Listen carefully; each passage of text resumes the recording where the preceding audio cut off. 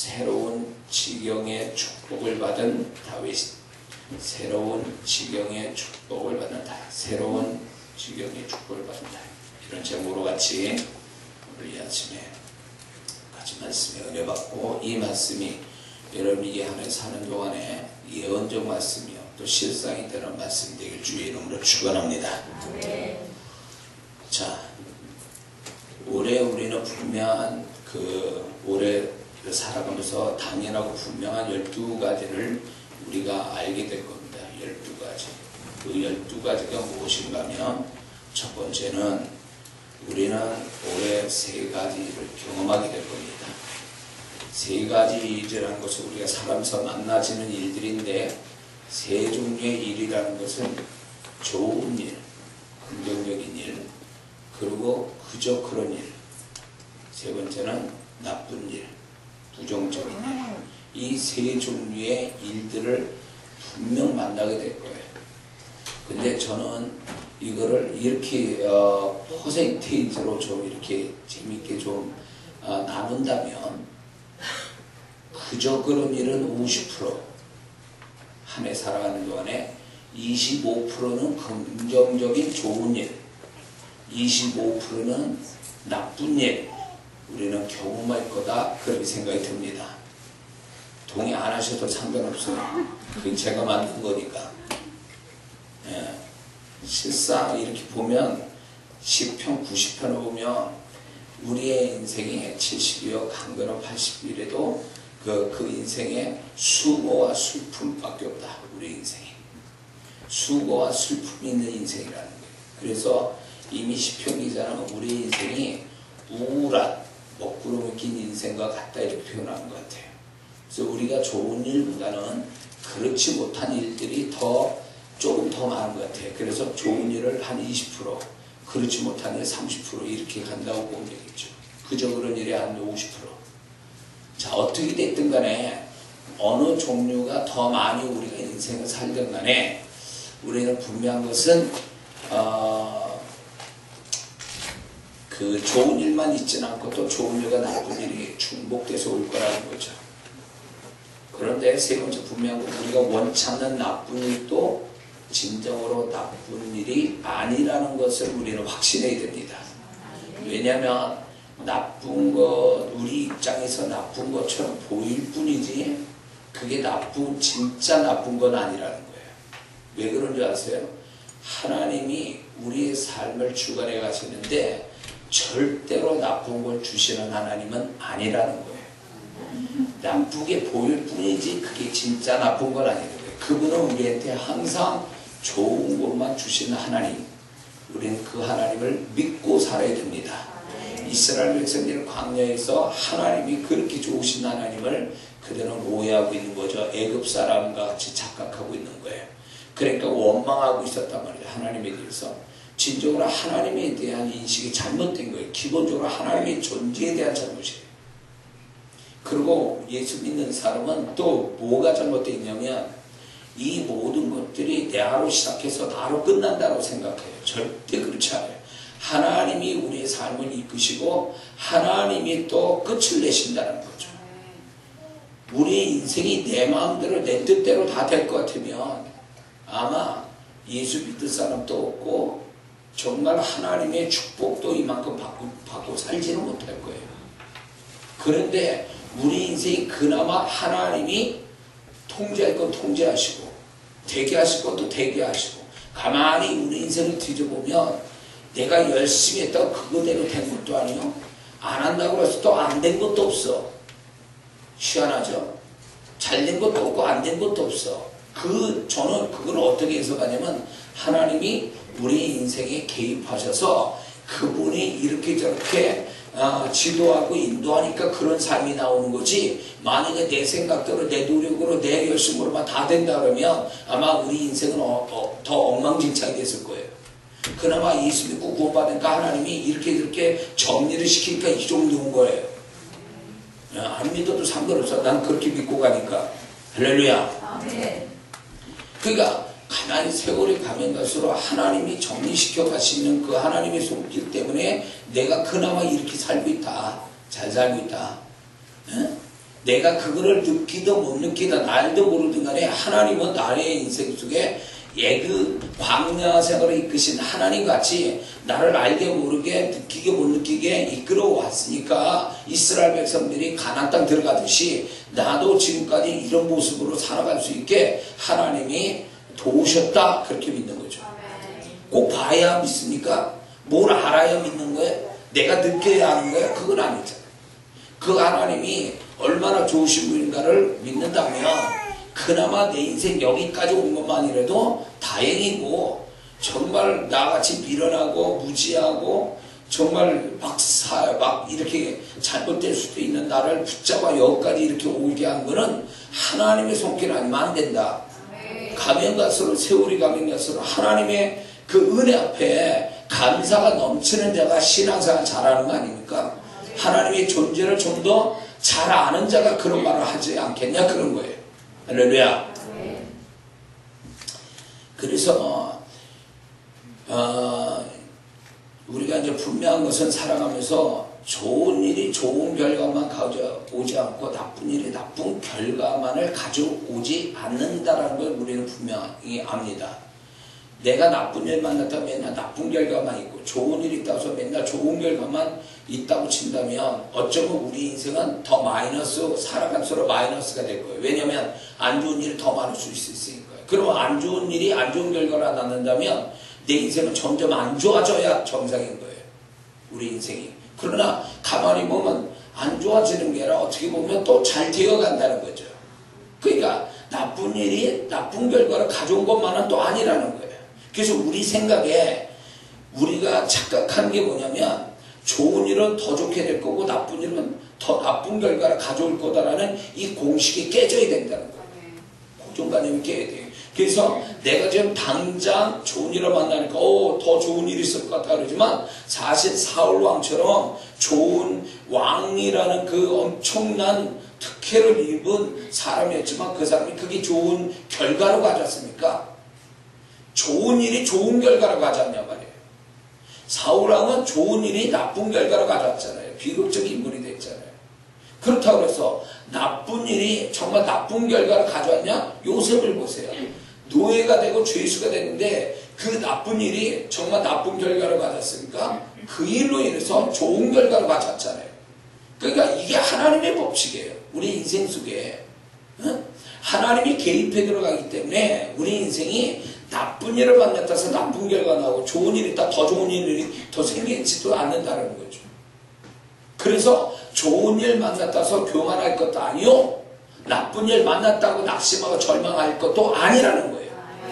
왜냐하면 하나님이 우리의 삶에 어떤 일을 주실 때 그 일 자체가 중요한 게 아니라 그 일의 결과가 중요한 거예요. 결과가.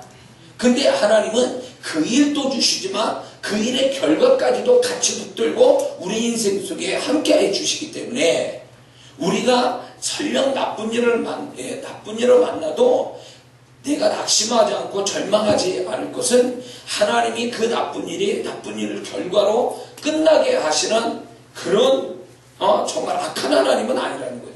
설령 우리가 볼 때 나쁜 일이라도 하나님 볼 때 내가 너한테 좋은 일 주는 거야 라는 개념에서 우리에게 주신 거기 때문에 좋은 결과가 올 거라는 기대감으로 그 나쁜 일도 인내하고 그러면서 하나님의 더 좋은 결과 주시고 믿고 소망하며 사는 자가 믿음으로 사는 자가 아니냐 말이에요. 할렐루야. 보여진 대로 판단하고 보여진 대로 살아간다면, 일어난 대로 내가 경험된 대로 그걸 판단의 기준으로 삼는다면 그 사람은 인생 정말 잘못 사는 거예요. 그래서 좋은 일을 만났다 치세요. 그러면 그런 사람은 좋은 일을 만나면 내가 잘나서 좋은 일 만난 줄 알고 건방 떤다고요. 하나님이 그 좋은 일도 우리가 무엇인가 이런 게 있습니다. 신앙이 좋아지고 하나님과 함께 사는 자는요, 좋은 일을 만나도요 오히려 두려워해요. 이게 내가 받을 것도 아니고 내가 잘나서 받는 것도 아닌데, 잘나서 좋은 일이 생긴 것도 아닌데 왜 나한테 이런 일이 생기지? 하나님은 왜 이렇게 나한테 하시지? 난 잘한 것도 없는데. 이래서 오히려 걱정하고 두려워해야 돼. 하나님을, 좋은 거 주신 하나님은 두려워해야 된다고. 근데 좋은 일을 만나는 사람이 야 내가 잘하니까 내가 잘했으니까 이런 경우는 당연히 생기는 거야 하면서 자기 노력, 자기 열심을 칭찬하고 자기 영광을 취하게 된다면 망하는 자가 되는 거예요. 좋은 일 만나고도 망하는 자가 될 수 있다는 거예요. 응? 그래서 좋은 일 만났다고 건방 떨어서도 안 돼. 좋은 일 만났다고 하나님 잊어버리면 그 사람은 좋은 일이 진짜 반대로 아주 악한 결과를 가져올 수도 있다는 거예요. 그럴 때 그런 어떤 안 좋은 결과를 만났을 때 하나님 탓하지 말라는 거예요. 예? 왜 하나님 나한테 이러놓고 결과는 이 모양인가 할 때 하나님은 야 그거 내 책임이 아니다. 네가 좋은 일과 나쁜 일을 대하는 그 태도에 따라서 결과가 달라질 뿐이다. 항상 하나님은 이거예요. 좋은 일은 더 좋게, 좋은 일은 더 좋은 결과로, 나쁜 일은 좋은 결과를 주시기 위해 작정하고 우리한테 다가오시는 거예요. 믿습니까? 근데 왜 그게 뒤집혀질까요? 왜 좋은 일이 나쁜 결과를 가지고 나쁜 거는 더 나쁘게 될까요? 그건 하나님이 그렇게 정하신 게 아니라 내가 그 일을 만나는 나의 태도가 잘못됐다는 거예요. 태도가 잘못됐다는 거예요. 좋은 일 만날 때는 건방지고 영적인 게으름 피고 나쁜 일을 또 만날 때 나빠서 무기력하게 빠지고 원망과 불평 속에 살고 그러니까 이 사람은 항상 결과가 하나님 뜻하고 다르게 하나님이 계획하신 좋은 결과가 아니라 항상 안 좋은 거예요. 좋은 걸 갖다 줘도 결국 그 사람은 안 좋은 걸로 끝나게 된다는 거죠. 누구 탓하겠어? 하나님 탓할 수 있냐 말이에요. 그런 사람.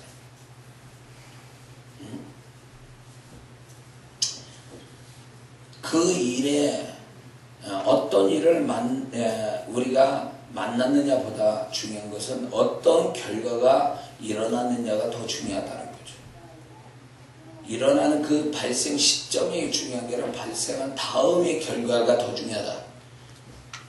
그래서 그 일의 결과가 그 일의 나쁘고 좋고를 결정할 수 있다.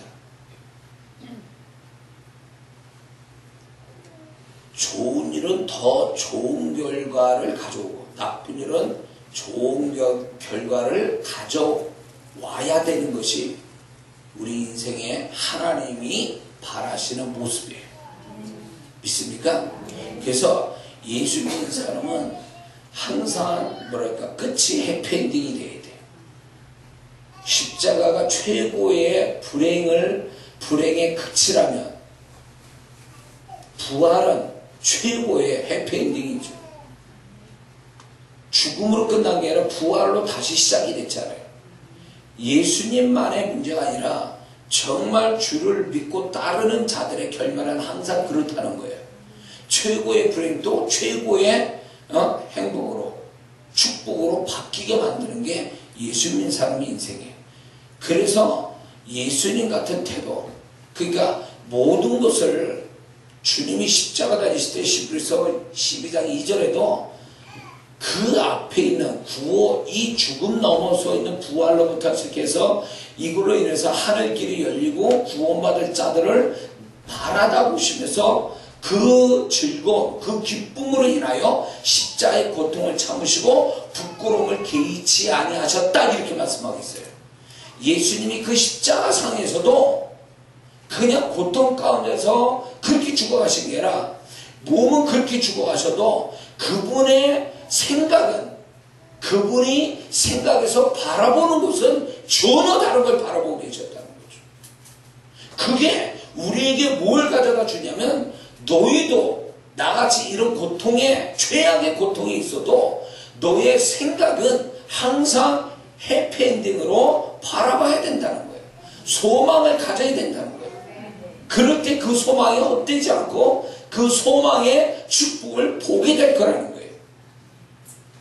그렇기 때문에 예수 믿는 사람이 부정적으로 산다는 것만큼 비극적인 삶을 예고하는 게 없어요. 저도 그게 부모님부터 성품을 유산으로 받아가지고 저도 부정적인 사람이었거든요. 항상. 그게 참 이게 잘 안 고쳐지고 부모 탓하는 건 아니지만 내가 볼 때 나도 문제가 있구나 이거.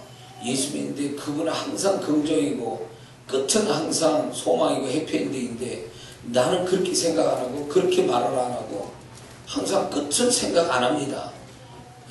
지금 모습 보고 나는 영원히 이렇게 갈 거야. 잘 안 되면 안 되더라도 영원히 이렇게 될 거야. 좌절감에 실망하고 절망하는 그런 모습 볼 때에 이건 주님이 바라는 모습이 아닌데, 주님의 모습을 볼 때도 이건 주님의 모습이 전혀 없는 거예요. 주님은 우리한테 그걸 바라는 것도 아니었는데 나는 항상 주님하고 반대로 가고 있는 거죠. 그래서 열심히는 사는데 내 인생에 결과는 없어.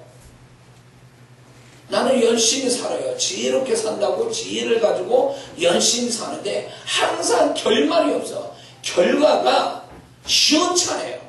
그러니까 맥이 빠지는 거예요. 내가 이렇게 인생 살아야 되나? 뭐가 문제인가? 열심히 문제인가? 지혜가 문제인가? 그건 아니라고 하는 거예요. 근데 왜 인생에 꼭 어떤 일에 대한 결과를 보면 나는 시원찮고 낙심이 더 되고 차라리 시작이나 하지 말지 이런 생각 훅 드는 거예요. 왜 그럴까 할 때에 주님 모습하고 나하고는 너무 반대로 가 있는 거예요. 열심의 문제가 아니에요. 지혜의 문제가 아니라 어떤 태도를 가지고 사느냐의 문제거든요. 어떤 태도, 주님 같은 태도냐 이거예요. 어떤 그 끝에 소망을 가지고 내게 어떤 일이 와도 그분이 좋은 것 주신 거고 나는 이게 주님을 믿기 때문에 주님이 이런 걸 주신 그 결말을 나는 좋은 걸로 끝내서 더 좋은 걸로 끝내서 5달란트 받은 자처럼 결국 5달란트 더 남겨서 주인을 기쁘게 하듯이 그런 모습으로 결말을 줘야 되는데 나는 항상 1달란트예요. 1달란트 받은 자같이 부정적이고 투정 부리고 불만 갖고 비극적이고 무기력하고 이런 것들의 그 태도를 가지고 지속되니까 아무리 그렇게 열심히 하고 지혜롭게 산들 그 결말이 없다 그 얘기예요. 인생 잘못 사는 거죠. 제가 적어도 42살까지는 그렇게 살았어요. 그 인생이 어딘가 뭔가 구멍이 크게 나가지고 지금 난 새고 있다. 밑바닥에 물 붓고 있는 인생을 살고 있다라고 생각을 했는데 뭔지는 모르겠는 게 뭔지. 그런데 이제 주님의 모습에서 나의 달라진 완전 주님과 다른 모습의 인생을 제가 보기 시작한 거죠. 저의 태도를 보게 된 거예요. 저라는 존재를 다시 보게 된 거죠.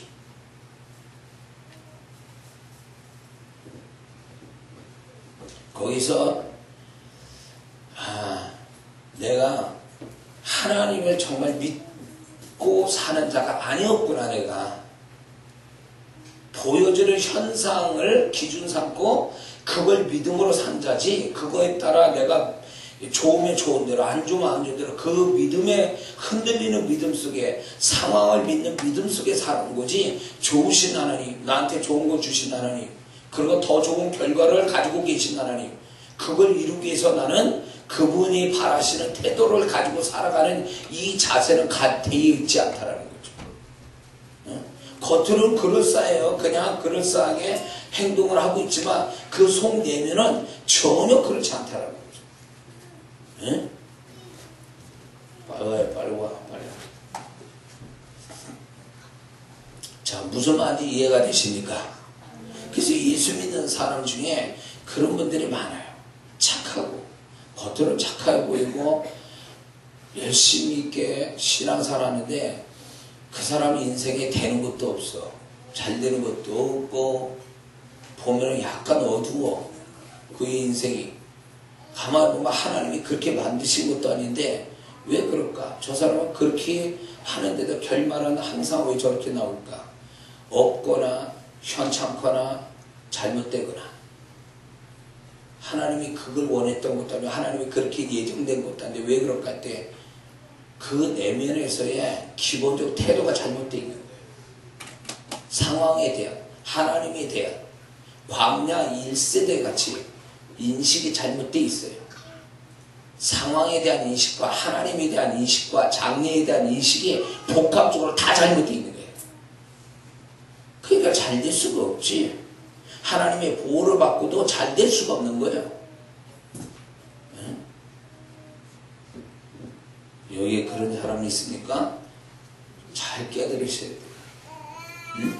내가 지혜롭게 요령껏 열심히만 살면 잘 될 것 같지만 절대 그렇지 않아요. 우리 인생 그런 인생이 아니에요. 응? 하나님이 모든 걸 지고 결정을 내신단 말이에요. 그래서 궁극적으로 하나님은 우리가 더 잘 되는 걸 바라시는데 하나님이 그렇게 바람대로 안 되는 인생들도 있다 이거예요. 예수 믿는 사람 속에. 왜 그럴까요? 하나님하고 엇나가고 있는 거지. 하나님이 바라시는 모습이 아니라는 거예요. 그러니까 자기 복 자기가 차는 식이 되어버리는 거예요.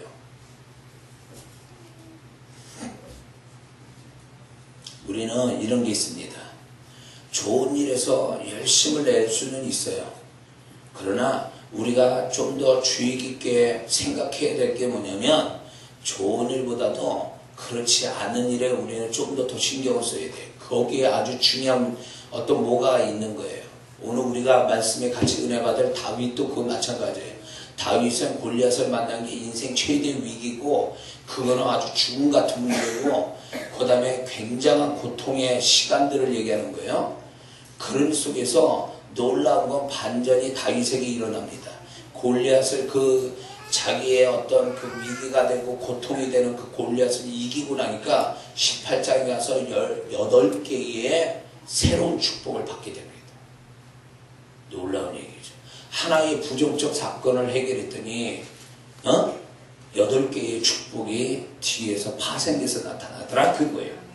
그러므로 모든 게 마찬가지예요. 하나님의 사람들 보면 요셉도 마찬가지고 우리가 다 아는 보면 부정적 사건에서 긍정의 축복이 줄줄이 뭡니까 여러 가지의 파생된 축복이 그 뒤에 쫓아오더라고요. 그래서 예수 믿는 사람은 좋은 일에서 더 좋은 결과를 보는 것보다 그렇지 않은 데서 더 좋은 결과가 더 많다라는 거예요. 안 좋게 생각하는 그 일이 오히려 더 많은 축복을 포함하고 있다는 거죠. 그 눈을 가져야 돼요. 우리가 그 눈을 가져야 돼요. 당장에 지금 일어나는 안 좋은 것만 볼 게 아니라 그 너머에 내가 이걸 극복하고 이걸 이겼을 때 오는 그 너머에 축복을 바라다 볼 수 있는 게 믿음의 눈이고 그런 사람이 진짜 그게 실상, 자기 축복의 실상을 더 크게 볼 수 있는 사람이 믿습니다.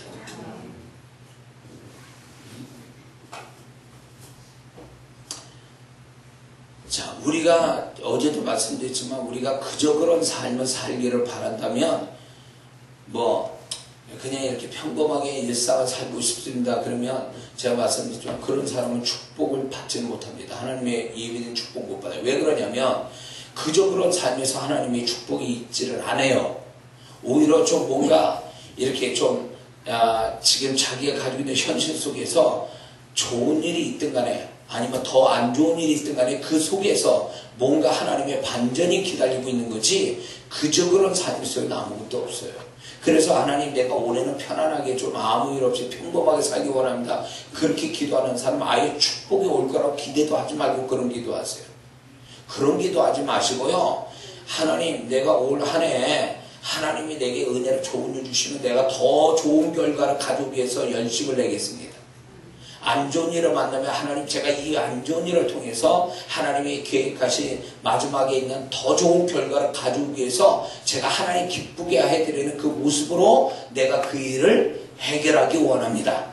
이런 식으로 좀 뭔가 적극적이고 공격적인 그런 태도를 가질 때에 거기서 생각지 않은 하나의 어떤 문제가 수십 개의 축복을 내가 경험하게 되는 비결이 되는 겁니다. 그게 하나님의 좋으신 하나님을 더 풍성히 만나는 비결이에요. 그래서 좋으신 하나님은 좋은 일에서 경험한다라기보다는 그렇지 않은 반대의 일을 통해서 극렬하게 아주 극단적인 어떤 하나님의 그 반전, 좋으신 하나님을 오히려 안 좋은 일에서 더 많이 풍성하게 경험할 수 있다라는 거예요. 그래서 이런 게 있어요. 예수 믿는 사람이 이렇게 좋은 일을 만나가지고 좋은 결과를 가지고 하나님을 찬양하고 간증하고 이런 사람보다도 안 좋은 일을 만났는데 그 속에서 하나님의 아주 그 속에 있는 하나님의 축복을 많이 만난 사람, 이 두 사람이 있는데 좋은 일에서 좋으신 하나님의 경험한 사람은 쉽게 타락합니다. 근데 안 좋은 일에서 좋으신 하나님의 축복을 만난 사람은 쉽게 타락하지 않아요. 어려움 속에서 그 하나님을 만났기 때문에, 그 어려움 가운데서 축복하신 하나님을 알기 때문에 그 하나님을 아주 강렬하게 만나주기 때문에 그 사람이 쉽게 하나님 떠나지도 않고 타락하지도 않아요. 심지어는 그런 사람이 있어요. 천국을 갔다 왔다는데 천국 갔다 왔다고 간증하는 사람이 더 타락해. 지옥 갔다 와가지고 지옥 봤다라는 사람이 타락한 사람 봤냐고. 응? 지옥 보고 왔다라는 사람 타락한 사람 없어요. 내가 예수를 정말 잘 믿었구나. 우리 하나님이 정말 좋으신 하나님이야. 예수님이 얼마나 귀한 분이, 이런 걸 알기 때문에 타락 안 해요. 근데 천국 좋은 데 갔다 온 사람은요, 그 좋은 거 본 거에 오히려 그 사람을 더 타락하게 만들어. 실제 있는 얘기예요, 이거. 간증한다는 사람이 그 뒤에 가서 그런 어떤 타락한 모습을 이제 보는 경우가 있다는 거죠. 그렇습니다. 그래서 우리가 올 한 해는 우리가 어쩌면 하나님이 나쁜 일 같은, 우리 입장에서 볼 때 나쁜 일 같은 거를 허락해 주실 때에 우리는 이렇게 생각이 돼. 그 나쁜 일만 보지 마시고 그걸로 판단 삼지 말고 기준 삼지 말고 이 나쁜 일 통해서 하나님이 내가 다윗같이 8가지의 새로운 축복을 주시려고 나를 이런 일을 주시는구나. 아예 그렇게 생각하시고 그런 태도로 그 일을 여러분들이 하나님 기뻐하는 태도로 문제를 해결해 간다면 틀림없다고 저는 믿습니다. 틀림없다.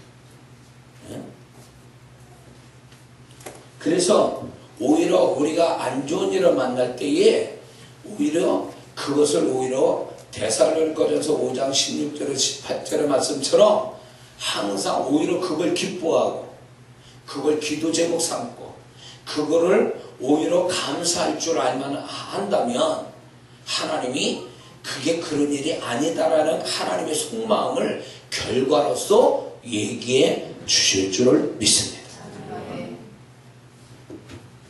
하나님이 광야 생활할 때 이스라엘 백성들을요 가나안 땅에 들어갔는데 왜 광야 생활을 그렇게 하게 하셨을까 할 때에 광야 1세대는 야 우리가 죽일 데 없어서 애굽에서 죽게 만들지 않고 여기까지 와서 우리를 죽게 만드냐 라는 이 광야 1세대의 꼬부라진 마음들, 하나님을 모르는 자들이죠. 왜 그렇게 판단했을까요? 당장만 보고 얘기해서 그래요. 목마르지요, 배고프지요, 척박한 사막의 땅에서 재미도 없지요. 이렇게 불편한 열악한 환경에 살아가니까 이들은 그것만 본 거예요. 그런데 그것만 볼 게 아니라 그들이 숨이 붙어있는 한 하나님은 더 좋은 걸 준비하고 계셨잖아요. 가나안 땅을 차지할 만하도록 준비할 수 있는 시간을 좀 광야에서 갖는 거거든요. 하나님을 신뢰하고 하나님을 더 의지하는 것과 하나님이 얼마나 좋으신 분인가를 확신하고 있다면 가나안 땅의 7족속과 싸울 때 그 하나님을 의지해서 그냥 겁없이 싸울 수 있는 그런 신앙이 될 때에 하나님이 가나안의 땅을 차지하게 만드시려고 하는 준비 과정으로 광야가 있었던 거예요. 그게 진짜 하나님의 속마음이었어요. 그거를 갖게 하려는 하나님의 속마음을 그들은 몰랐던 거예요. 그냥 당장 목마르고 기도해야 얻게 되고 그리고 불편한 상황들, 이런 것들이 다 하나님을 친밀하고 가까이서 하나님의 존재를 인식하고 그 하나님을 믿어가는 하나의 과정이었던 것들인데 그게 당장 힘든 것만 본 거죠. 하나님의 속마음을 읽지 못했던 거예요. 그 뒤에 오는 하나님의 결과로서의 속마음을 모른 채 그냥 겉으로 자기네들이 당한 것만 가지고 얘기를 하니까 하나님이 진노하시는 거죠. 그래서 그들은 가나안 땅에 못 들어가는 거예요. 여기 있습니다. 우리가 지금 일어나는 일 가지고 하나님을 판단하지 마세요. 하나님은 그렇게 우리 같이 그런 성향을 가지시고 우리를 다루시는 분이 아니거든요. 더 좋은 거 주시는 하나님, 그 결과로서 하나님이 어떤 분인가를 얘기해 주고 싶은 하나님인데 결과를 보기까지는 하나님을 함부로 말하지 말라는 거예요. 모세와 아론에게 이스라엘 백성들이 원망했다 그랬어요. 그런데 하나님이 뭐라고 얘기하셨는데 저들이 나에 대하여 원망하고 있다 이렇게 얘기했어요. 왜 모세한테 원망했는데 하나님은 당신으로부터 원망받은 걸로 생각하십니까? 상황에 대한 그 태도, 상황에 대해서 말하고 있는 그것이 하나님께 얘기하는 거라 그거예요. 내가 무슨 을 만났든 간에 내가 그거에 대해서 자꾸 부정적으로 얘기한다면 하나님에 대해서 삿대질하면서 하는 건 아니어도 내가 어떤 사람이나 상황에 대해서 그런 태도로 말한다고 그런 태도로 본다면 그게 곧 하나님께 하는 거라 그게. 다윗이 법궤가 예루살렘에 들어올 때에 그 법궤가 들어오는 걸 보고 너무 좋아서 춤을 췄다고 했어요. 근데 그거를 뭐라고 얘기하냐면 다윗은 하나님 앞에서 했다는 거예요. 하나님 앞에서. 하나님도 그걸 인정했다는 거예요. 저 다윗이 내 앞에서 춤을 추고 있다. 이렇게 그렇게 인정하신 거 아니에요? 그러니까 우리가 지금 접하고 있는 상황에 대한 환경에 대한 어떤 태도는 곧 하나님께 하고 있는 태도예요. 그러니까 그런 태도가 하나님께 삿대질하고 그렇게는 안 했어도 내가 접하고 있는 내가 가지고 있는 현실에 대해서 부정적으로 보거나 자꾸 이렇게 원망하고 불평하게 되면 그게 하나님께 하는 것이 돼요. 자기를 이끌어줄 그 하나님을 향해서 하는 거기 때문에 그 사람은 하나님이 좋은 결과를 가지고 그 사람을 이끌어간다 해도 그 사람은 그 좋은 결과를 못 본다는 얘기와 같은 거예요. 이해가 되십니까? 자, 저는 좋은 일이 우리 이 한 해 동안 있을 거라고 저는 확신합니다. 근데 그것만 확신하지 마시고요. 우리에게 하나님이 내가 불편하고 눈물 나고 힘든 그 일도 우리에게 주실 거를 우리는 아예 마음속에 담아두고 올 한 해를 살아야 돼요. 그게 없을 거라고 생각한다면 만약 그런 일 만나면 정말 실망하고 하나님 원망할지도 몰라요. 그러니까 그런 생각 아예 버리세요. 아, 올해도 또 작년같이 또 안 좋은 일도 있겠구나 라고 아예 마음에 담아두면 그 일이 오면 드디어 올 게 왔구나. 그러면서 하나님은 이 속에서 다윗까지 8가지 축복을 나한테 또 주시려는가 보다. 거기까지 생각이 미쳐야 내가 그 일에 덜 슬프고 덜 괴롭고 덜 고통스럽고 할렐루야. 그게 믿음의 태도가 아니겠냐 말이에요. 자, 다윗은 골리앗을 자기가 자원한 거지만 다윗의 입장에서 보면 이건 죽음의 문제, 죽음의 위기 속에 있는 문제가 된 거죠. 굉장히 고통스러운 문제예요. 인생 일대의 가장 큰 문제를 만난 거예요. 근데 다윗이 이 골리앗을 죽입니다. 그래서 8가지 축복을 받는 것이 17장, 18장에 가서 아주 뚜렷하게 하나님이 기록해 놓으십니다. 하나의 사건, 하나의 부정적 사건이 좋은 결과 8가지로 얘기했는데 그게 첫 번째는 뭐냐면 새로운 땅을 받는 축복을 받게 돼요. 새로운 땅을 받는 축복. 그게 뭐냐면 17장 52절에 가보면 이스라엘 백성이 정복하지도 않고 밟지도 못했던 가드와 에그론 성문까지 블레셋 사람을 쫓아갔다라는 걸 보면 그들은 정복하지 못하고 밟지도 못한 땅까지 거기까지 갔다 그 얘기입니다. 그러니까 정복하는 뭔가 새로운 땅을 정복하는 그 새로운 땅을 받는 축복. 그래서 그 전에 그냥 그 답답한 울타리에서만 있던 사람이 다윗이 이제 드디어는 거기까지 블레셋 땅까지 쳐들어가는 새로운 땅, 정복한 땅을 가지게 되는 그런 거를 이제 보게 되는 거죠. 두 번째는 새로운 승리의 축복을 받게 됩니다. 새로운 승리. 이 다윗이 골리앗을 죽이면서 블레셋 사람을 이기고 쫓아가게 만듭니다. 쫓아갑니다. 하나의 사건이 다수의 어떤 사람을 정복하는 사람으로부터 이김의 축복을 받게 됩니다. 그 전에 못 이겼던 사람이, 어떤 형태로 못 이겼던 사람이 그 하나의 사건, 부정적 사건을 해결하니까 사람을 이기는 축복이 온단 말이죠. 다수의 사람을 이기는 축복. 두 번째는 18장 27절과 30절을 보면 블레셋 사람을 죽이는 200명을 넘는 블레셋 사람을 죽이는 다윗의 이제 기록이 나옵니다. 승리, 또 사람의 정복, 이런 축복이 지금 다윗에게 왔어요. 근데 이 시작이 뭐냐면 골리앗이라는, 골리앗을 죽이는 데서부터 시작이 됐다는 거죠. 세 번째는 새로운 사람의 축복을 받게 됩니다. 새로운 사람. 그 이전에 자기가 만나보지도 못한 사람의 축복을 받는데, 기존에 양치기 하면서 가족들이나 양치기 친구들만 만났던 사람이 아니고 수준 높은 사람과 사귐의 축복을 받게 됩니다. 자, 보세요. 이 18장 1절을 보면 사울 왕의 아들인 요나단으로부터 사랑을 받게 됩니다. 이게 자기하고 차원이 다른 사람이에요. 그런 사람이 스스로 와서 친구 삼자고, 이 요나단을 굉장히, 요나단이 자기 형제 이상으로 대하고 있는 모습을 보게 됩니다. 다윗이 뭐 요나단한테 잘 보인 것도 없어. 근데 요나단이 스스로 찾아와서 다윗의 친구가 돼줬다, 그 얘기예요. 거기에다가 사울 왕이 신임을 받게 됩니다.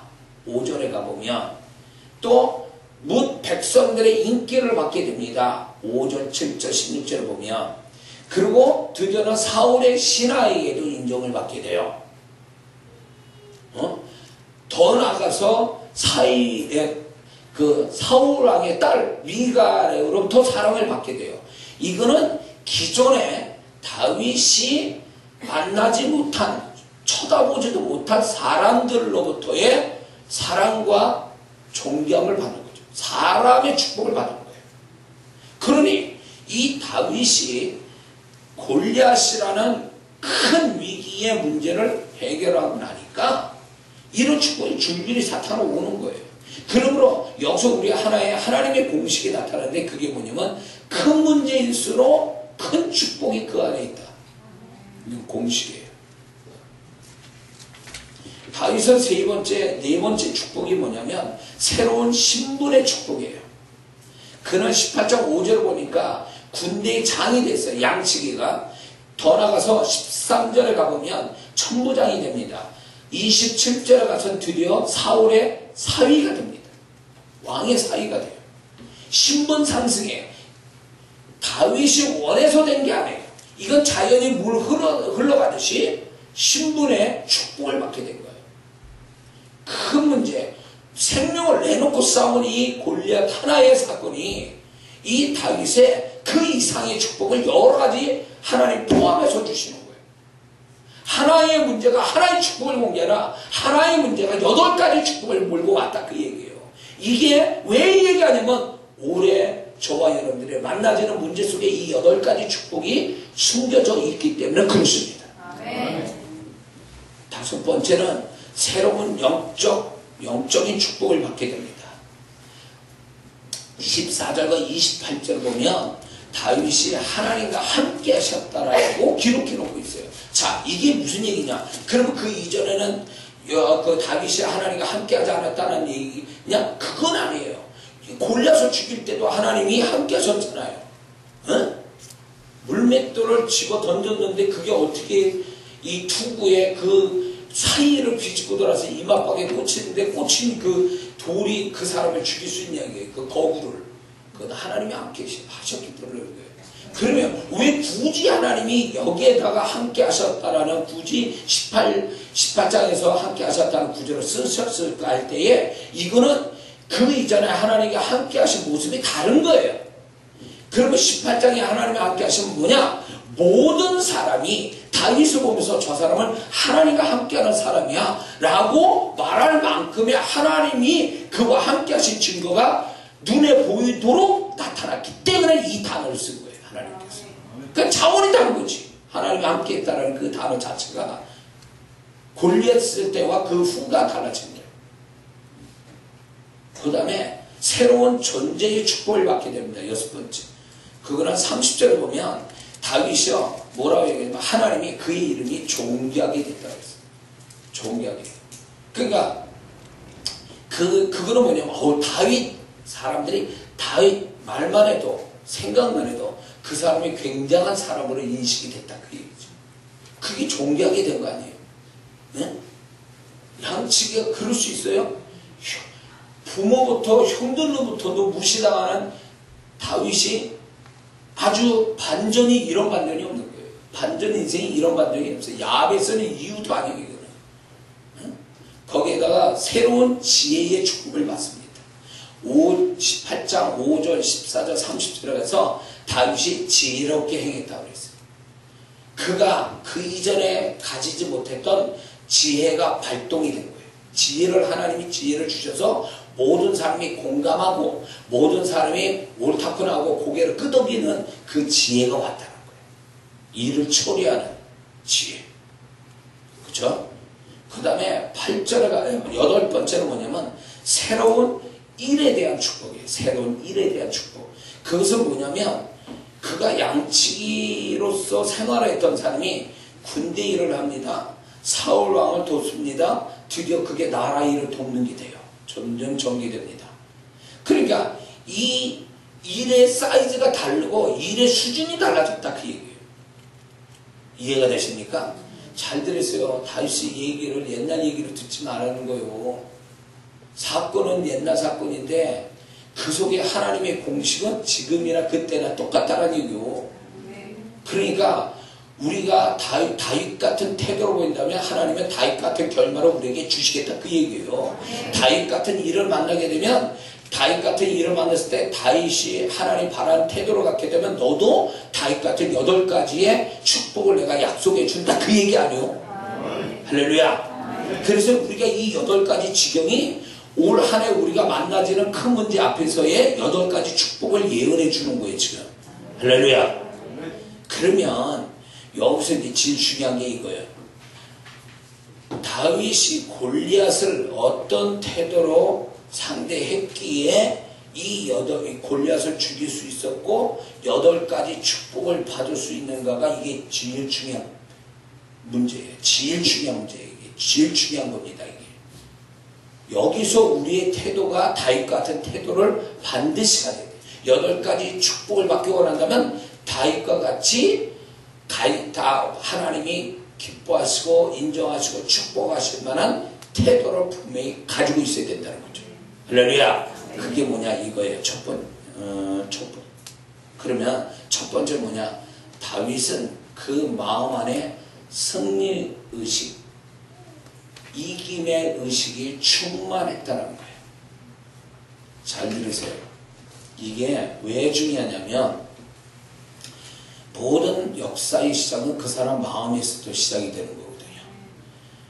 그가 어떤 결말을 가져올 건가는 그 사람 마음에서 이미 결정나요. 그래서 이런 게 있잖아요. 운동 시합할 때 이미 질 거를 생각하면서 싸우는 사람과 이길 걸 생각하고 싸우는 사람은 같은 싸움이라도 달라요. 그렇죠? 이게 있어요. 기록 경기를 하는 사람은요.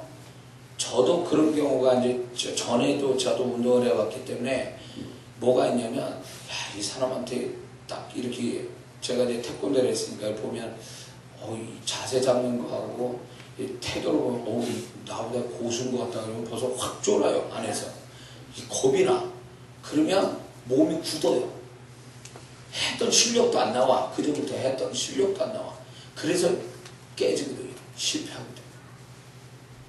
근데 딱 이렇게 상대를 두고 만났을 때 보니까 이건 하수인데 내가 이길 것 같은데 딱 그 마음 가지면요 몸이 가볍고 굉장히 부드러움을 느껴요.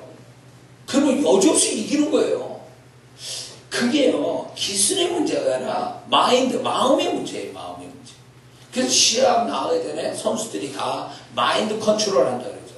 마음으로 이김을 자꾸 이렇게 연상해서 그걸로 기록 경기하고 그걸로 시합을 나가서 이기게 한다는 말이죠. 그러면 자 다윗이 골리앗 앞에 섰을 때 그가 1%라도 질 거라는 생각을 하고 섰을까요? 난 절대 아니라고. 반드시 나는 이긴다. 이길 수밖에 없고 골리앗은 내 손에 죽을 수밖에 없다. 그는 한 번도 진다는 생각 안 해본 거예요. 1%도 진다는 생각 안 해본 거예요. 나는 이길 수밖에 없고 이겨야 된다라는 이 생각이 100%였기 때문에 그 생각에서 물맷돌도 힘있게 던진 거예요.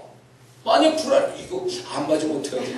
죽지 않으면 어떻게 이러고 불안해가지고 던졌으면 맞았겠냐 말이에요. 맞았다 한들 죽었겠냐 말이에요. 사람에게 이 돌로 입맛빵 맞아가지고 죽을 정도면 얼마나 세게 던졌다는 거예요 도대체. 그 힘이 어디서 나오겠어요? 다윗의 힘이겠어요? 마음에서 나온 거지 그 힘이. 그 마음의 힘은 뭐예요? 이김에 대한 의식으로 충만한 그 마음에서 나온 거지. 그래서 이런 게 있어요. 우리가 이 한 해 살아가는 동안에 내가 어떤 문제를 만나도 난 지지 않는다. 난 이길 수밖에 없고 이겨서 난 축복을 볼 사람이야. 아예 그렇게 마음 먹고 사는 사람이면 정말로 그 마음이 진짜 축복을 가져다 줄 거예요.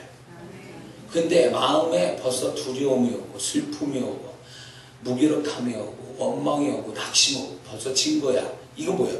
환경에 적한 증거 아니야 이게. 근데 입으로 툭 튀어나와 그게. 그럼 마귀는 아는 거예요. 제가 이미 붙어보기 전에 벌써 자기가 스스로 증거를 인정하는구나. 그러면 이미 게임 끝. 그런 마음에 그런 언어가 나왔다. 그러면 더 이상 진행이 안 되는 거예요. 아예 올해 우리가 출발할 때 나는 이 한 해도 무슨 일을 만나도 다 이길 것이고 그리고 나는 끝에 가서는 난 잘 될 것이다. 이런 걸 아예 다짐하고 1%도 의심 없이 산다면요. 그래서 어떤 환경에 와도 그 흔들림이 없다면 그 믿음대로 그 마음대로 하나님이 되게 하실 줄 믿습니다. 그러면 잘 보세요. 왜 다윗이 이런 승리의식, 이김의 의식이 충만했을까 할 때에 거기에 이유가 있어요. 그냥 막연하게 그렇게 생각한 게 아니에요. 첫 번째는 자신을 손해보게 하시지 않는 하나님을 확신했던 거예요. 자신은 절대로 손해보지 않는다. 하나님이 나를 손해보게 하시지 않는다. 이게 그 마음에 충만했던 거예요. 그게 17장 34절 37까지 보면은 그게 다윗이 내가 사장과 곰을 쳐 죽였다 그랬어요. 새끼양을 물고 갈 때 그 입에서 새끼양을 떼냈다는 거예요. 이게 그 담대함이 그 용기가 어디서 나온지 아세요? 하나님은 내가 가진 걸 절대 손해보게 하신 분이 아니다. 내가 사자나 곰에 의해서 손해보게 하시지 않는다. 이걸 믿었기 때문에 그 입에서 새끼양을 뽑아냈다는 거죠. 우리는 그걸 믿어야 돼요. 하나님은 절대 나를 손해보게 하시잖아요. 지금까지 저도 손해보고 산 적 없어요. 그분 때문에. 내 믿음대로. 근데 어떤 사람은 내가 이렇게 저렇게 잘못해서 손해보고 있다 라는 의식이 깔리니까 벌써 피해의식이 와요. 나는 항상 손해보는 사람, 그래서 나는 억울한 사람, 이런 식으로 생각하니까 인생이 매일 그렇게 불만이고 불만투성이고 그리고 자꾸 사람들에 대해서 억울함을 갖게 되고 자꾸 서운한 생각 갖고 있고 이게 다 뭔 줄 아세요? 피해의식. 그리고 나는 손해보고 있다는 의식이 깔려서 그런 거예요. 이런 사람은요, 하나님, 좋으신 하나님, 손해보지 않고 우리에게 더 좋은 거 주신 하나님을 절대 믿지 못해요. 그러니까 이 사람은 자기 마음 먹은 대로 그런 태도에서 늘 그렇게 살아가는 거야. 그러니까 이 사람은 계속 손해보는 일만 생기고 손해보는 일이 없어도 자기 스스로가 손해보고 있다 그러니까 억울하고 인생 안 풀리죠. 그러니까 다윗은요, 하나님이 나를 절대로 내가 가진 거 손해보게 하시지 않는다. 그걸 믿었기 때문에 사자가 그 양을 물고 가도 만약에 그래 일진이 아니어서 또 오늘 이렇게 손해보는구나 이러고 끝난 게 아니라 하나님은 내가 손해보기 원치 않아요. 그러니까 나는 저거를 손해보지 않기 위해서 데리고 와야 돼. 이 행동이 저절로 나오는 거예요. 그가 하나님을 신뢰했기 때문에. 이거예요. 다윗을 죽일 때도 골리앗을 죽일 때도 그렇게 그 마음을 하는 거예요. 하나님은 절대로 내 생명을 취하여 가지 않고 손해나지 않는다. 저 골리앗 때문에 손해나지는 않을 거다. 이게 발동하고 있었던 거죠. 그래서 잘 생각하세요. 여러분들이 올해 하는 삶에서 실수라든 뭐라든 내가 손해보는 게 있을 수 있어요. 당장에 손해보고 보는 거 가지고 억울하고 계산사로 안 나는 것 때문에 괴로워하고 그럴 필요 없어요. 그걸 믿어야 돼요. 하나님은 절대로 나를 손해보기 하지 않는다. 당장 이 손해도 언젠가 보충하셔서 더 좋은 걸로 채워주실 거다. 우리는 주의 것이요. 왜? 나는 주의 것이고 주님은 주님의 것에서 손해본 적이 없으신 하나님이시니까. 믿으십니까? 하나님은 절대 손해보는 분이 아니에요. 다윗은 두 번째는 나를 손해보게 하는 것에서 손해보지 않도록 이김을 주시는 하나님이라는 걸 믿는 거예요. 그래서 사자와 곰과 싸워서 새끼 양을 뺏을 수밖에 없었던 거예요. 왜? 손해보지 않도록 이김을 주실 걸 믿었기 때문에 사자와, 아니 다윗이 무슨 골리앗처럼 힘이 센 사람입니까? 어떻게 사자와 곰을, 이게 과장이 아니잖아요. 진짜 사자하고 곰을 상대로 싸웠다라는 거잖아요. 어떤 용기가 그렇게 나오냐 말이에요. 그거는요, 하나님에 대한 신뢰에서 그 마음이 나와서 그 행동이 나온 거지, 자기가 힘이 좋아서 그렇게 된 건 아니라는 거죠. 그러니까 사자의 입을 물려서 새끼 양을 뽑는데, 이거는요, 손해보지 않게 이김을 나한테 주실 거다. 이 사자를 이기는 이김을. 그러니까 뽑아낼 수 있던 거죠. 그러니까 절대로 하나님은 나는 손해보지 않도록 이김을 주실 거다. 이익을 주실 것이다. 이런 속에서 움직일 때 감사도 나오고 찬양이 나오는 거죠. 맨날 치고 맨날 손해본다는 사람이 찬양 감사가 저절로 나오고 있는 거예요. 다윗은요, 잘 들어보세요. 다윗의 승리의식, 이김의식이 어떻게 나온 거냐면, 짐승을, 이런 얘기합니다. 다윗이 이런 얘기해요. 36절에 그가 그 짐승의 하나같이 되리이다. 다윗은요, 사자와 곰을 때려 죽인 그 짐승을요, 골리앗하고 이꼴시켰어요. 내가 사자와 곰을 때려 죽이듯이 내가 골리앗을 죽일 겁니다. 그러니까 사자와 곰을 때려잡아 이겼던 그 이김의 일반화를, 그 이김을요, 골리앗도 이길 수 있다, 사람도 이길 수 있다라는 이김의 일반화를 시키고 있는 거예요. 이김의 동일화를 시키고 있는 거예요. 그러니까 다윗은 이거로 이겼으니까 저기서도 이길 수 있다, 이 생각이에요. 사자나 골리앗이나 똑같아, 그 얘기예요. 이 이김에 대한 공식을 그렇게 가지고 있는 사람이에요. 그러니까 사자 잡는 거나 골리앗 잡는 거나 똑같다. 왜? 나는 사자를 잡아본 사람이니까 골리앗도 잡을 수 있다. 이 이김에 대한 공식을 가지고 있는 거죠. 그래서 우리가 이 한 해 살아가는 동안에, 아니면 과거 2015년에 내가 뭔가 좀 이김이 있어, 내가 이걸 통해서 이겼어요.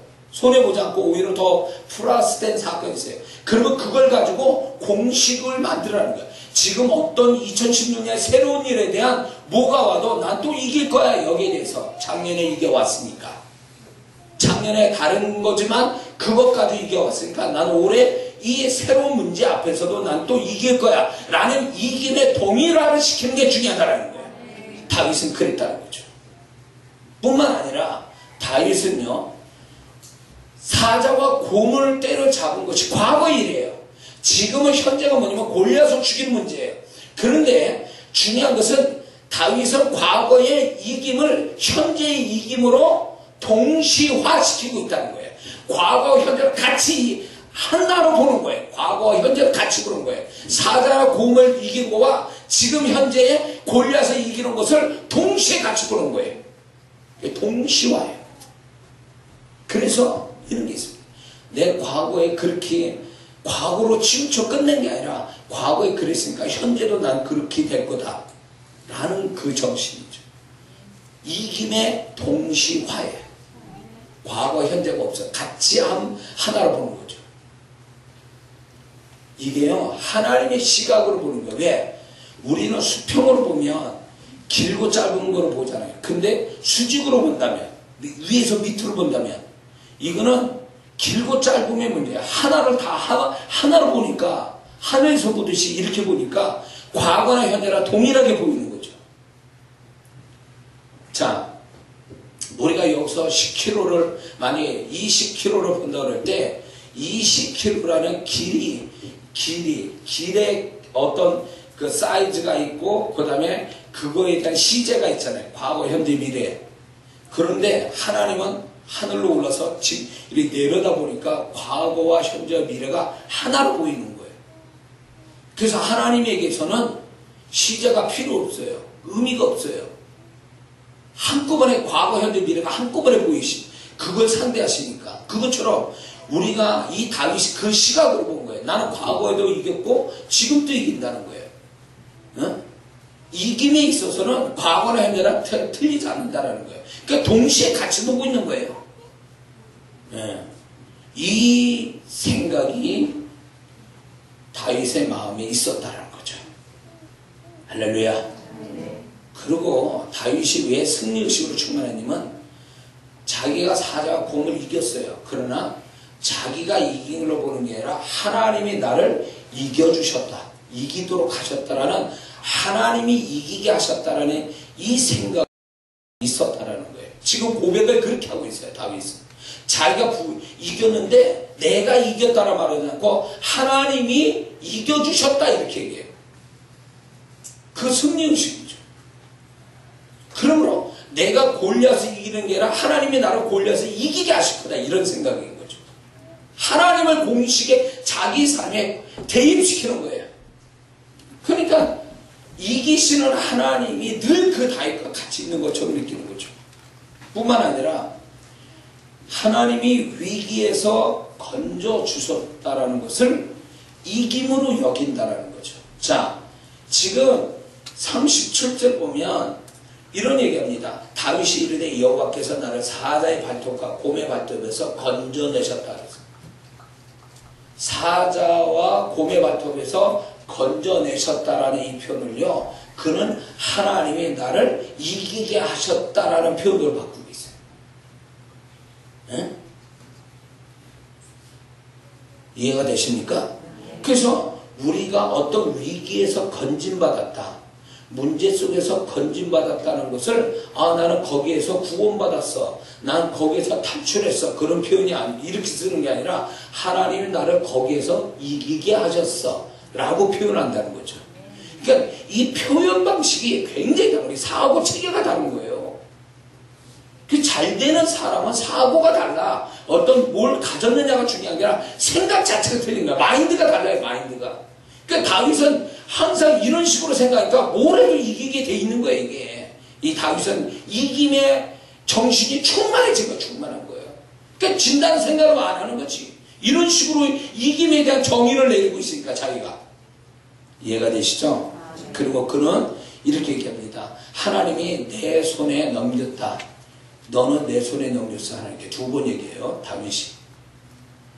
이 얘기가 중요해요. 뭐냐면 너는 이제 내 밥이야. 내가 하기 나름이야. 이런 식이에요. 그러니까 이 다윗은 자기 능력을 보는 게 아니라 늘 하나님이 끌어다 보는 거니까 그게 하나님이 이제 네 손에 내 손에 붙인 거야. 내 손에 넘겼다는 말을 여호수아에서 보면 3번 나오는데 여호수아는 이렇게 표현합니다. 내 손에 붙였다라고 하나님 표현해요. 여호수아한테. 내 손에 붙였다. 내 손에 하나님이 골려서 너는 나한테 넘겨줬어. 이 말하고 같은 말이에요. 근데 이거 신약적으로 표현한다면 내 믿음대로 되라. 그 말이에요. 그러니까 이 다윗은 나의 능력을 비추어서 싸워서 이길 건지 말지를 본 게 아니라 하나님의 시각, 하나님을 업고 보는 거니까 그게 쉽게 보이는 거야. 가볍게 보이는 거, 작게 보이는 거죠. 이길 수밖에 없는 거예요.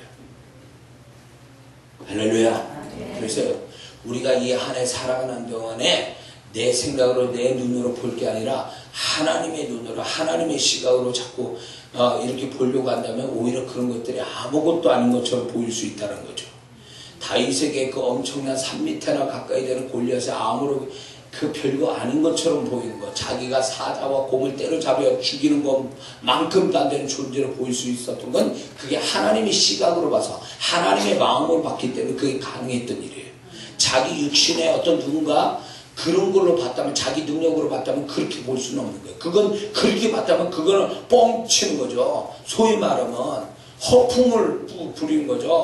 허세를 부리는 거예요. 그런데 다윗의 이것은 그 자기 입장에서 자기 능력과 자기 눈으로 본 게 아니라 하나님의 시각으로 하나님의 마음으로 보니까 이렇게 말하게 되어질 수밖에 없고 하나님은 그 말을 지켜주셨잖아요. 그 말을 지켜주셨잖아요. 자, 이런 승리의식이 아주 중요한 기본이 됐어요. 두 번째는 다윗은요, 이렇게 어떤 태도를 가졌냐면 이기는 언어를 계속 하고 있었다는 거예요. 사자와 곰을 때려잡아 주겠다는 것부터 해서 36절, 37절, 46절, 47절 계속 골리앗에도 동일하게 그 얘기를 합니다. 이김의 언어를 계속 말하고 있다. 패배의 언어가 아니라 이김의 언어를 쓰고 있다는 거예요. 이게 다윗이 골리앗을 통해서 8가지 축복을 몰고 오게 한 아주 태도가 됩니다. 세 번째는요, 이기는 언어를요, 이기는 언어 이꼴 믿음의 언어를 행동보다 앞서고 있다는 거예요. 행동보다 앞서고 있다는 거예요. 언어가 행동보다 앞섰다는 거예요. 골리앗을 죽일 때 골리앗에게 말을 한바탕 이기는 언어 해놓고 행동을 취한 거예요. 여기에 중요한 게 있어요. 우리는 행동 다음에 언어가 뒤에 따라가면 안 돼요. 일이 벌어진 다음에 그 다음에 말이 나와서는 안 돼요. 일이 벌어지기 전에 그 일을 이길 수 있는, 그 일을 뒤집을 수 있는 언어가 먼저 나와야 돼요. 먼저 나와요. 어? 소경이 눈을 뜨는 것은 그 눈을 뜨는 역사가 오기 전에 소경이 눈을 뜨는 언어를 먼저 했다는 거예요.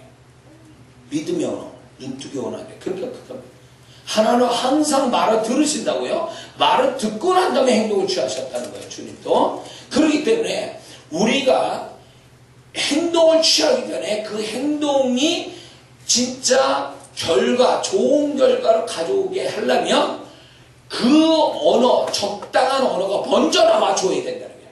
그 언어가 길잡이가 되어주고 그 언어가 길이 돼줘야 된다는 거예요. 그럴 때 역사가 없는 거예요. 그래서 예수 믿는 사람은요, 언어부터 내뿜고 그 다음에 행동이 나오는 거예요. 그게 순서예요. 이게 하나님의 공식이에요. 어? 그래서 신앙 안에서 침묵은 금이 아닙니다. 말 안 하는 거요. 경상도 사람들 말 안 하는 게 그게 장땡이 아니라고. 하나님 앞에서 말을 잘해야 돼요. 말을 잘하는 사람이 복을 받는 거예요. 우리 아버님이 너무 말씀을 안 하셔가지고 어머니하고 오해가 나가지고 맨날 싸우시고 그랬는데 경상도 분이라. 에? 근데 이제는 하나님 앞에 침묵해서 손해가 만큼해요. 손해가 많이 봅니다. 다윗이 왜 하나님께 사랑받고 그렇게 얘기한 줄 아세요? 말을 잘했어요. 시편을 보세요. 하나님께 얼마나 말을 잘하는지. 이 장면에서도 봐도 얼마나 말을 잘합니다. 그러니까 예수 믿는 사람은 하나님 앞에 말을 잘해야 돼요. 말의 양이 많은 걸 잘하는 게 아니라 정말 정확한 말을 할 줄 아는, 적당한 때 정확한 말을 할 줄 아는 자가 말을 잘하는 거거든요. 할렐루야. 그 다음에 이 다윗은요, 지금 골리앗을 때려잡는 골리앗과 싸우는 데 있어서 굉장히 현실적인 문제잖아요. 죽고 사는 문제잖아요. 근데 거기다 하나님을 대입하고 있어요. 항상 하나님과 관계를 하나님을 관계해서 얘기하고 있어요. 항상 이게 중요한 태도예요. 우리는 지금 돈 버는 거, 건강의 문제, 돈 문제, 사람 문제, 일 문제면 그것만 치우쳐요. 그런데 거기다 하나님을 대입할 줄 아냐 말이에요. 하나님과의 관계, 하나님의 마음을 거기가 대입해서 해석할 줄 아냐 그 얘기예요. 근데 다윗은 그랬다라는 거예요. 3차원적인 현실 문제를 4차원으로 끌어올리는 거예요. 하나님을 대입해서 하나님과의 관계, 하나님의 마음까지 다 섞어서 얘기하고 있다는 거죠. 이게 중요한 겁니다. 내가 지금 돈 문제에 있어서도 그 돈에 있어서도 지극히 현실적인 문제인데도 거기서도 하나님과 대입해서 하나님과의 관계, 하나님의 마음을 거기에 버물려서 얘기할 줄 아는 사람이 되어질 때에 우리는 그게 하나님의 축복을 가져오게 하는 태도다. 할렐루야. 그는 다윗은 보는 것으로 판단하지 않았습니다. 보이지 않는 하나님을 더 중요하게 여기고 그걸 더 확신하고 있었다는 거죠. 그래서 우리가 눈에 보이는 것이 전부가 아니에요. 그게 정답은 아니에요. 진실은 아니에요. 왜냐면 그건 언제든지 내일이든 몇 시간만 지나도 뒤집혀질 수 있는, 믿을 수 없는 것들이기 때문에 그걸 믿어서는 안 된다는 거죠. 보지 못하는 하나님과 그분의 말씀을 그거를 더 믿고 신뢰하는 게 중요하다는 거죠. 할렐루야. 그 다음에 다윗은요, 도움이 안 되는 것은 과감하게 버렸다는 게 중요한 거예요. 자신한테 도움이 안 되는 거 과감히 버렸다. 이게 무슨 얘기인지 아세요? 사울 왕이 그 갑옷과 칼을 줬습니다. 그러나 다윗은 그게 안 맞았던 거예요. 그러니까 그걸 벗어버리고 자기가 원래 가졌던 걸 가져가는 거죠. 그러니까 이게 뭐예요? 그 다윗의 군복과 이 갑옷과 칼은 귀중한 거예요. 좋은 거예요. 그러나 자기한테 안 맞아. 자기한테 싸우는데 도움이 안 돼. 그러니까 그걸 과감히 좋은 거라도 버렸다고 해요. 원치 않았다. 여기에 중요한 거죠. 우리가 올 한 해 살아가는 동안에 내게 도움이 안 되는 것들은 과감하게 버릴 줄 알아야 돼. 그걸 붙잡고 있다. 그것 때문에 봉변 나올 수 있어요. 다윗이 만약에 갑옷 입고 칼을 들고 나갔다 쳐보세요. 그거 가지고 골리앗을 싸워 이길 수 있냐고. 그러다가 죽는 거예요, 그거. 다윗이. 근데 그거 사람한테 보여주기 위한, 그리고 그게 귀한 거니까 어쩔 수 없이 취해다가 더 큰 걸 잃어버릴 수 있는 거예요. 그러니까 다윗은 과감하게 그 버린 거예요. 전쟁에서 입을 분명한 기본적인 복장인데도 그걸 버리고 자기가 했던 스타일대로 한, 이것이 굉장히 과감한 태도인 거예요. 용기라는 거죠. 그러므로 우리가 하나에 살아가는 동안에 사람들한테 보여주기 위해서, 아니면 내가 보기 좋기 위해서 뭔가 자꾸 취하고 있지만 그게 내가 좀 더 하나님께 더 축복을 받아가는데 뭔가 좀 걸림돌이 된다면 과감하게 딱 버려져야 그게 내가 손해 안 보고 또 내가 축복으로 가는데 막힘이 없게 된다는 거죠. 할렐루야. 도움이 안 되는 건 버리세요. 남 보기 좋게 하려고 그러다가 손해봅니다. 그 다음에 이 다윗의 아주 중요한 그 내적인 어떤 좋은 게 있는데 뭐냐면 영적 자존감과 자기 정체성을 가지고 있다는 거예요. 분명히 가지고 있다는 거예요. 영적인 자존감과 자기 정체성이에요. 그게 뭐냐면 이 골리앗을 때려잡으려고 하는 것에 있어서 그가 불쾌하게 여긴 건 하나님을 모독하고 있다는 거예요. 하나님의 나라와 하나님의 군대를 모독하고 있다는 것은 이 다윗이 기본적으로 영적인 자존감을 가지고 있다는 거예요. 자존감. 하나님을 믿는 자로서의 자존감. 저게 나를 무시해? 내가 하나님의 사람인데? 라는 이 자존감, 영적인 높은 자존감이 그를 건드는 거예요. 골리앗을 건드는 거예요. 그게 발동이 돼서 또 골리앗을 싸우려고 했다는 거죠. 네? 근데 오늘날 우리가 영적인 자존감이 있습니까? 네? 사람들이 예수 믿냐고, 그래서 사람들이 예수 믿는 사람 뭐라 그러면 기죽어가지고 벌써 이러고, 어디 가도 예수 믿는다는 표도 안 내. 왜냐면 또 사람들이 뭐랄까봐. 그건 영적인 자존감도 없는 사람들이에요. 그리고 이 다윗은 자기 정체성이 분명했다는 게 뭘까요? 양치기 정체성이 아니에요.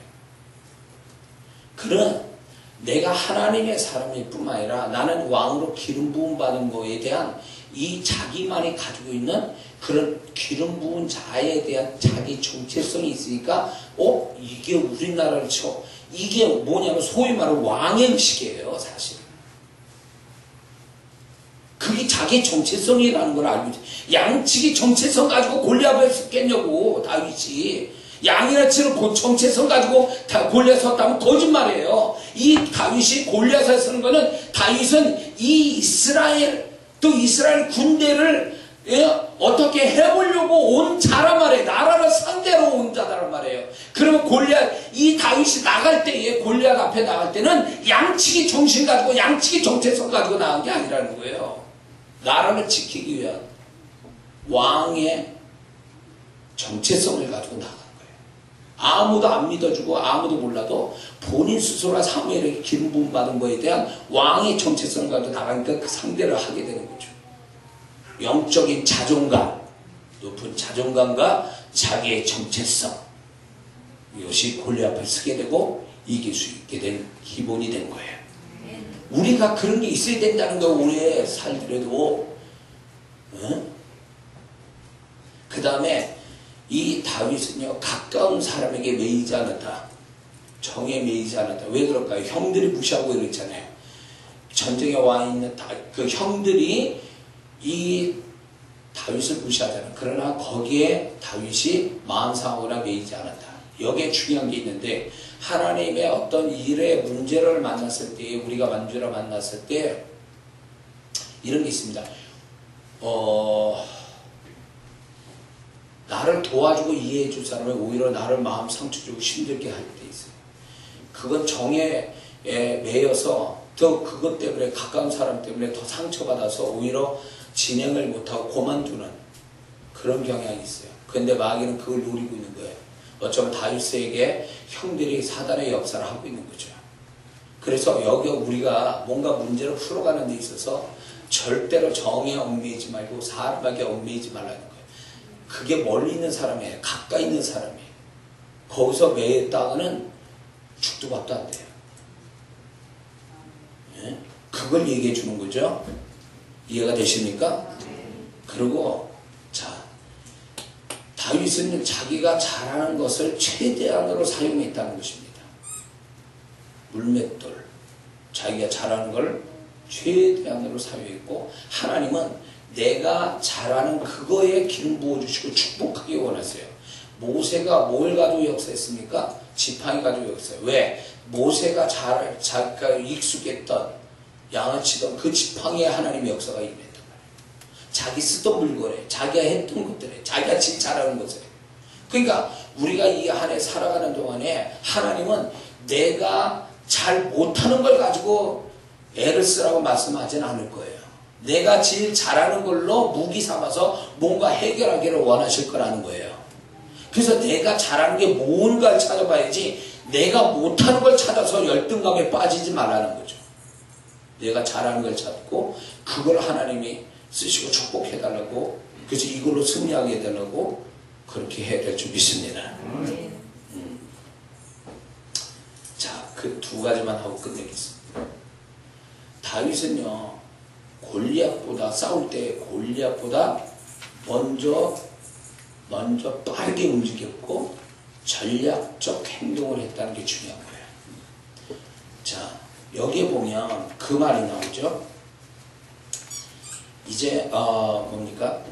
48절에 블레셋 사람이 일어나 다윗에게로 아주 가까이 올 때 다윗이 블레셋 사람을 향하여 빨리 달리며 골리앗보다 빨리 움직였어요. 그리고 이마방에 그 물맷돌 던졌다는 건 전략적인 거예요. 다른 데 던진 게 아니라 이마에다 던졌다는 건 전략적인 거죠. 자, 이게 왜 중요하냐면 우리가 올 한 해 살아가는 데를 문제로 만나잖아요. 그러면 뭐가 필요하냐면, 저는 이런 경험을 가끔가다 하는데 뭐냐면, 내가 사단보다 한 발 늦었다. 그래서 안 당해도 될 일을 당했다라는 게, 그런 일들이 있어요. 지금 내가 하나님이 일을 하거나 아니면 하나님 축복을 받아갔는데, 하나님은 먼저 내가 선수치고 기도 먼저 하게 하고 뭔가 믿음을 표현하게 하고 그 타이밍을 주셨는데 내가 놓치니까 그 사이에 사단이 먼저 와서 역사하고 있는 거예요. 그래서 이런 경우가 있어요. 그것 때문에 일이 힘들어지거나 손해가 나거나, 아니면 예를 들어서 한 100이라는 에너지만, 100이라는 수고만 해도 될 거를 타이밍을 놓쳐서 이렇게 내가 뒤늦게 하는 바람에 200, 300이라는 에너지를 써야 되는 그런 경향이 생겨요. 그런 일들이 있어요. 그래서 여러분들이 이 안에 살아가는 동안에 사단이 움직이기 전에 먼저 내가 선수를 쳐야 되는 거예요. 하나님 반드시 그렇게 하실 거예요. 그래서 하나님이 요 시점에서 해야 사단이 치고 못 들어간다. 중간에 여기서부터 네가 시작을 해야 돼 라고 하는 그 사단의 역사보다 더 빨리 뭔가를 할 수 있는 시점을 알려주신다는 거예요. 그때 움직여야 된다는 거예요. 빨리. 영적 게으름은 위험스러워요. 게으름을 피지 말고 하나님이 시킬 때 그때 해야 된다는 거죠. 그러면서 전략적 행동이에요. 다윗이 물맷돌을 머리에 이마에 맞췄다는 것은 전략적인 어떤 전략이거든요. 그것처럼 우리가 이 안에 살아가는데 문제를 풀어가는데 보면 제가 많은 분들을 기도해 줄 때 그런 기도나요. 전략적 기도하라고. 보면 사단은 전략을 가지고 내게 오는데 나는 전략이 없어. 군대에서 말하면 뭔가 어디를 쳐야 이기고 어디를 쳐야 방어가 되고 뭘 이게 있어야 되는데 전쟁 치르려면 밑도 끝도 없는 거 아니야. 막. 사단은 아주 조직적으로 전략을 가지고 치고 오는데 여기에 무대포로 상대하니까 상대가 안 되는 거예요. 그래서 하나님이 특히 기도 속에서 그런 걸 가르쳐주는데 그게 뭐냐면 요런 기도해라. 그러면 이게 빼도 박지 못하는 이게 아주 중요한 어떤 무기와 같은 기도가 될 것이다. 그래서 그런 기도로 막 시킬 때가 있어요. 그러면 그게 이 하나님이 전략적으로 기도를 그렇게 시켜놓으니까 오히려 기도의 수고를 덜 하게 되는 경우가 있어요. 소위 말하면 이런 게 남의 다리 긁는다고 쓸데없는 기도하고 있어요. 전략이 없는 거예요. 쓸데없는 기도. 사단이 볼 때는 우스운 기도죠. 그 이상의 전략을 가지고 나한테 역사하는데 나는 그 사단의 전략만큼도 안 되는 거 가지고 막 싸우니까 해봐야 맨날 지기만 하고 결과는 없고 막 이러는 경우가 있다. 그 얘기입니다. 근데 다윗은 골리앗보다 먼저 움직였고 전략적 행동을 했다는 게 중요한 거예요. 심 빼지 않고 한 번에 끝낸 거죠. 이거죠. 다윗의 전도 선교 여행을 딱 이렇게 보면요. 교회를 세운 위치가 전략적 위치예요. 다. 하나님이 그렇게 만드셨어요. 복음이 쉽게 전파될 수 있게. 그래서 하나님이 지금도 우리를 전략적 성교, 전략적 전도, 전략적 기도, 전략적인 언어, 전략적인 믿음 이런 단어를 많이 씁니다. 군대 용어처럼. 왜냐하면 사단은 무대뽀로 막 하는 게 아니라 개인들도 머리 써서 우리한테 역사하기 때문에 우리도 그런 전략을 가지고 움직여야 돼요. 할렐루야. 다윗처럼. 그래야 이길 수 있다는 거예요. 그래서 수고의 양을 많이 갖는 게 중요한 게 아니라 전략을 가지고 양을 늘릴 때 역사가 일어나는 거지 전략도 없이 막 하면 안 돼요. 하나님이 지혜를 받아요. 지혜. 전략에 대한 지혜. 자, 그리고요. 다윗은요. 마지막으로 기회를 놓치지 않았다는 겁니다. 타이밍을 놓치지 않았다. 아주 중요한 문제. 이 타이밍이라는 단어가 굉장히 중요해요. 때라는 단어가 굉장히 중요해요. 때를 놓치고 때를 맞추고 때에 이르고 이런 단어들이 얼마나 중요한 단어인지 몰라요. 골리앗을 만나게 됐다. 다윗이 이건 일생일 때 그 인생이 바뀌는 순간이 되는 거예요. 그 하나가 그의 인생을 바뀐 거예요. 그는 군인이 아니에요. 그러나 거기 와서 그런 상황에서 자기도 모르게 그 기회를 잡게 된 거죠. 그러면서 다윗의 생애를 보면요. 그 때를 놓치지 않아요. 물론 그 때를 놓쳐서 문제가 된 것도 있지만 다윗은 정확하게 때를 맞춰 움직이고 있었어요. 그러니까 위기도 모면하고 그 때를 맞췄기 때문에 하나님의 역사도 크고 이런 경우가 골리앗만 있는 게 아니라 그 생애 속에 그 후에 계속 생겼어요. 그래서 저와 여러분들이 하나님이 타이밍을 가르쳐 줄 거예요. 감각적으로. 너 지금 뭐 해야 돼? 이렇게 해야 돼? 저렇게 해야 돼? 라고 할 때 다음에요 라는 말 하지 마세요. 하나님이 그런 기회 주실 때 그냥 그 때를 맞추어서 하나님이 원하는 모습, 원하는 순종을 하면 그게 다른 때 하는 것보다 훨씬 더 큰 효과를 가져오게 한다는 거죠. 할렐루야. 그래서 이 한 해도 여러분들이 다윗과 같이 문제를 만날 때에 8가지 축복을 받을 수 있는 자로서의 다윗 같은 태도가 있기를 주의 이름으로 축원합니다. 기도하겠습니다.